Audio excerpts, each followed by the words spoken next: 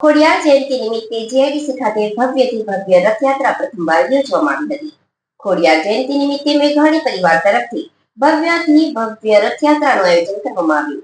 રથયાત્રાનું સમાપન 1001 દીવડાની આરતી સાથે કરવામાં આવ્યું હતું.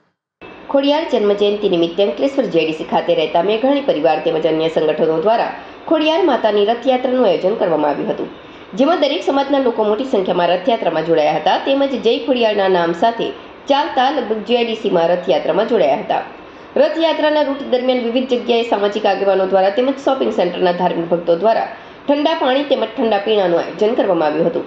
અંકલેશ્વર શહેરના પરમ પૂજ્ય ગંગાદાસ બાપુ પણ ખાસ હાજર રહ્યા હતા.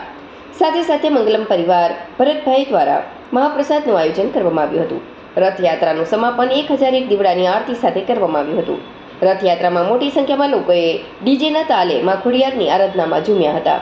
1001 દીવડાની આરતી સમયે આયન ભગત ખાસ હાજરી આપી હતી અને સૌને જય ખોડિયારના નારા પણ બોલાવ્યા હતા. જય માં ખોડિયાર.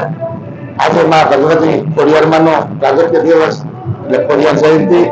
આજે માં 18 વર્ષ થઈને માથું નમાવે છે એવી માં ભગવતી ખોડિયારમાંની આજે જીઆઈડીસી અંકલેશ્વરમાં માં ખોડલના ભક્તો એવા સતીશભાઈ મેઘાણી એના દ્વારા તમામ સમાજ શોભાયાત્રામાં જોડાયા છે.